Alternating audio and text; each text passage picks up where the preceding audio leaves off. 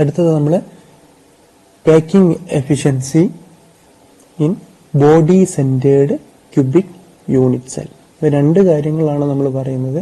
ഒന്ന് packing efficiency പറയുന്നുണ്ട്, അതോടൊപ്പം തന്നെ റിലേഷൻ ബിറ്റ്വീൻ എ ആൻഡ് ആറും പറയുന്നുണ്ട്. ഇവിടെ നമ്മൾ ഒരു ക്യൂബിക് യൂണിറ്റ് സെല്ലാണ് കൺസിഡർ ചെയ്തിട്ടുള്ളത്. ക്യൂബ് തന്നെയാണ് കൺസിഡർ ചെയ്തിട്ടുള്ളത്. ആ ക്യൂബിന്റെ സെന്ററിൽ ഒരു പാർട്ടിക്കിൾ ഉണ്ട്. ABCDEFGH എന്നുള്ള സ്ഫിയറാണ് ഒരു ക്യൂബാണ് എടുത്തിട്ടുള്ളത്. അതിന്റെ 8 കോർണറിലും പാർട്ടിക്കിൾസ് ഉണ്ട്, സെന്ററിലും ഒരു പാർട്ടിക്കിൾ ഉണ്ട്. അവിടെ പ്രത്യേകം ശ്രദ്ധിക്കേണ്ട ഒരു കാര്യം, 2 ഡയഗണൽസ് ഇവിടെ എടുക്കുന്നുണ്ട്. ഒന്ന് ബോഡി ഡയഗണൽ. ബോഡി ഡയഗണൽ എന്ന് പറഞ്ഞാൽ ഓപ്പോസിറ്റ് കോർണറുകളിൽ തമ്മിലുള്ള ബന്ധിപ്പിക്കുന്ന ഡയഗണലിനെയാണ് ബോഡി ഡയഗണൽ എന്ന് പറയുന്നത്. ഇവിടെ എയിൽ നിന്നും എഫിലേക്കുള്ളതാണ് ബോഡി ഡയഗണൽ. അതോടൊപ്പം തന്നെ മഞ്ഞ കളറിൽ കാണിച്ചിട്ടുള്ളതാണ് ബോഡി ഡയഗണൽ, ഒരു കോർണറിൽ നിന്ന് അതിന്റെ ഓപ്പോസിറ്റ് കോർണറിലേക്ക്. രണ്ടാമത്തെ ഒരു കാര്യം, ഇതിന്റെ എഡ്ജ് ലെങ്ത് നേരത്തെ പറഞ്ഞതുപോലെ തന്നെ edge length is taken as A. അതോടൊപ്പം തന്നെ ബോഡി ഡയഗണലിന് പുറമെ ഒരു ഡയഗണലും കൂടി ഇതിൽ കൺസിഡർ ചെയ്യുന്നുണ്ട്. അതാണ് ഫേസ് ഡയഗണൽ എന്ന് പറഞ്ഞാൽ ഒരു ഫേസിന്റെ 2 ഓപ്പോസിറ്റുകൾ തമ്മിലുള്ള ഒരു ഫേസിലുള്ള 2 ഓപ്പോസിറ്റ് കോർണറുകൾ തമ്മിലുള്ള ഡിസ്റ്റൻസിനെയാണ് നമ്മൾ ഫേസ് ഡയഗണൽ നമുക്ക് കൂടുതൽ പറയാം. ഇവിടെ ഈ ബോഡി ഡയഗണൽ എപ്പോഴും എന്തായിരിക്കും, ദാറ്റ് ഈസ് ഈക്വൽ 4r. കാരണം ബോഡിയുടെ സെന്ററിലാണ് ഒരു പാർട്ടിക്കിൾ ഉള്ളത്, പിന്നെ 2 കോർണറിൽ അത് തമ്മിൽ ടച്ച് ചെയ്ത് നിൽക്കുകയാണ്. അതുകൊണ്ട് നമുക്ക് ഈ ബോഡി ഡയഗണലിനെ C കൊണ്ട് റെപ്രസെന്റ് ചെയ്യാം. ഫേസ് ഡയഗണലാണ് പച്ച നിറത്തിൽ താഴെ കാണിച്ചിട്ടുള്ളത്. FD അതാണ് ഫേസ് ഡയഗണൽ. AF എന്നുള്ളത് that is equal to C, that is equal to 4r. അത് ബോഡി ഡയഗണലാണ്. EFD എന്നുള്ളത് ഫേസ് ഡയഗണലാണ്. ബോർഡ് നമ്മൾ കാണിച്ചിട്ടുണ്ട്. C എന്നുള്ളത് ബോഡി ഡയഗണലും ഫേസ് ഡയഗണലിലെ B എന്നും വെച്ചാണ് നമ്മൾ റെപ്രസെന്റ് ചെയ്തിട്ടുള്ളത്.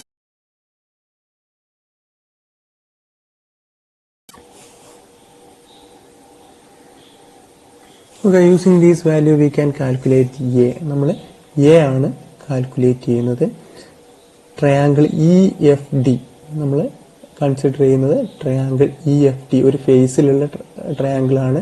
അവിടെ പൈതഗോറസ് തിയറം വെച്ച് നമ്മൾ B ആണ് നമ്മൾ കാൽക്കുലേറ്റ് ചെയ്യുന്നത്. B കിട്ടിയെങ്കിൽ മാത്രമേ നമുക്ക് C കാൽക്കുലേറ്റ് ചെയ്യാൻ പറ്റുള്ളൂ. then നമുക്കറിയാം FD diagonal is equal to അല്ലെങ്കിൽ equal to EF square plus ED square. അപ്പോൾ നമുക്കതിനെ FD എന്ന് പറഞ്ഞു കഴിഞ്ഞാൽ FD is equal to B ആണ്. B square is equal to A square plus A square. then നമുക്ക് എന്ത് ചെയ്യാൻ പറ്റും, B square is equal to A square plus A square equal to 2A square. then B square is equal to 2A square എന്ന് നമുക്ക് കിട്ടും. then നമുക്ക് B is equal to √2A എന്നും കിട്ടും. അപ്പൊ നമുക്ക് B കിട്ടി in terms of A, that is B is equal to √2A എന്ന് കിട്ടി. ഇനി നമ്മൾ കൺസിഡർ ചെയ്യുന്ന ട്രയാങ്കിൾ AFD, അതായത് ബോഡി ഡയഗണലിൽ ഉൾപ്പെടുന്ന ട്രയാങ്കിൾ ആണ്. അതിൽ പൈതഗോറസ് തിയറം പ്രകാരം AF square is equal to AD square plus FD square. ഇവിടെ AF square is C square equal to A square, AD is equal to A square plus FD is equal to B. Then C square is equal to A square plus B square എന്ന് നമുക്ക് കിട്ടും. ഇനി നോക്കാം, അവിടെ B square is equal to 2A square ആണ്. B is equal to √2A ആണെങ്കിൽ B square is equal to 2A square. Then A square plus 2A square is equal to 3A square. അപ്പോൾ നമുക്ക് കിട്ടുന്ന answer C square is equal to 3A square.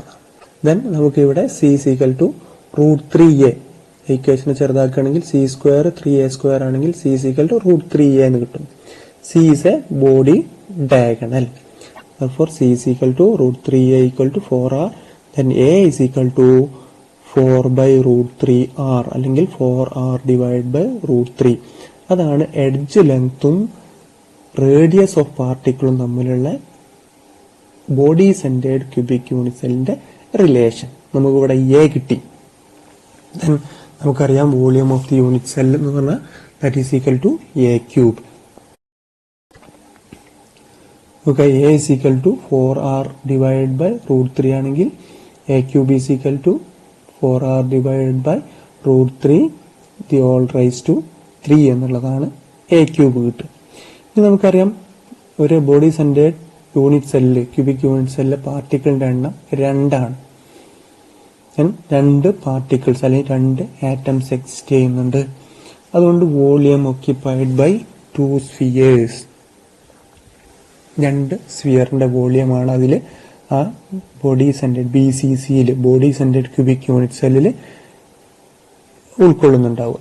Then each atom is considered as a 1 sphere, then there are 2 atoms, then there is a 2 sphere, and the volume of 2 atoms that will be equal to 4/3 pi r cube ആണ്.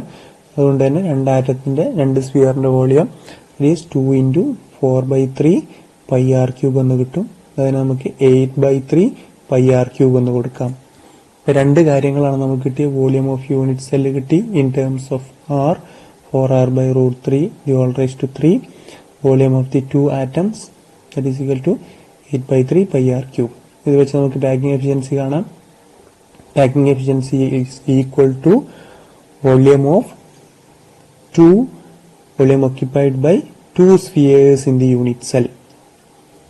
Volume occupied by the 2 spheres in the unit cell divided by volume of the unit cell into 100. അതാണ് packing efficiency. നമ്മൾ പരിചയപ്പെട്ടതാണ്.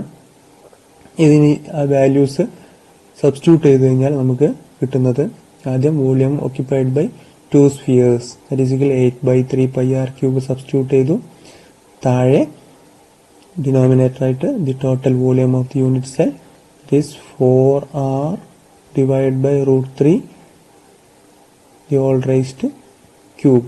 അതിന് നമുക്ക് 64 r cube divided by 3√3 എന്ന് കൊടുക്കാൻ പറ്റും.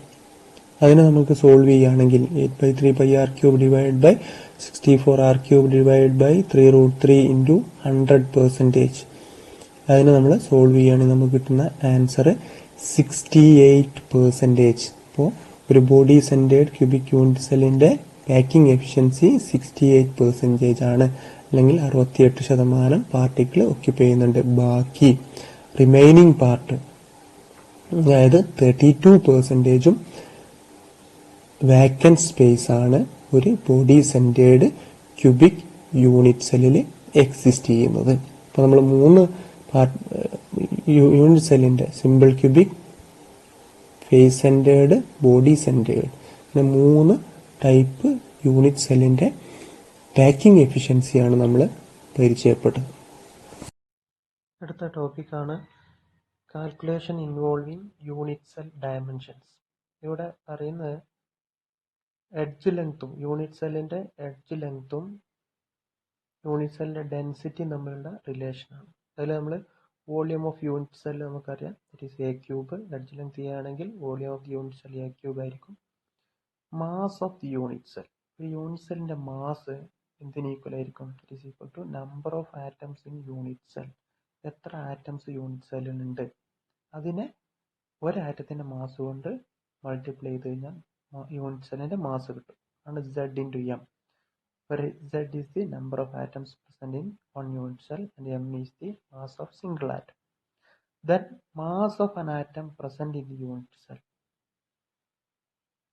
equal to, it is M equal to mass of an atom, M is equal to molar mass divided by Na, is the Avogadro number, capital M divided by Na, where M is the molar mass and Na is the Avogadro number. Therefore density of the unit cell, നമുക്കറിയാം density എന്ന് പറഞ്ഞു കഴിഞ്ഞാൽ mass by volume ആണ്. ഇവിടെ unit സെല്ലിന്റെ density എന്ന് പറഞ്ഞു കഴിഞ്ഞാൽ യൂണിറ്റ് സെല്ലിന്റെ മാസ് നമുക്കറിയാം, that is Z into M ആണ്, ഡിവൈഡ് ബൈ ക്യൂബിക് യൂണിറ്റ് സെല്ലിന്റെ വോളിയം എ ക്യൂബ് ആണ്. Z into M divided by a cube that is equal to എമ്മിന് പകരം small letter m, mass of an atom present in unit cell എന്നുള്ളതിനെ നമുക്ക് മുകളിലുള്ള M is equal to capital M divide by Avogadro number എന്ന് കൊടുത്തു കഴിഞ്ഞാൽ Z into capital M divide by a cube into N A എന്ന് കിട്ടും. അങ്ങനെ rearrange ചെയ്ത് കഴിഞ്ഞാൽ നമുക്ക് density d is equal to ZM divided by a cube N A എന്നുള്ള റിലേഷൻ കിട്ടും. ഇവിടെ ഡെൻസിറ്റിയും എഡ്ജ് ലെങ്ത്തും തമ്മിലുള്ള റിലേഷനാണ്. ഇത് വെച്ച് പ്രോബ്ലംസ് പരീക്ഷയ്ക്ക് ചോദിക്കാറുണ്ട്. പ്രീവിയസ് പബ്ലിക് എക്സാമിൻ്റെ കുറച്ച് ക്വസ്റ്റ്യൻസ് ആണ് കൊടുത്തിട്ടുള്ളത്. വീഡിയോ പോസ് ചെയ്യുക, ക്വസ്റ്റ്യൻസ് ആൻസർ ചെയ്യാം.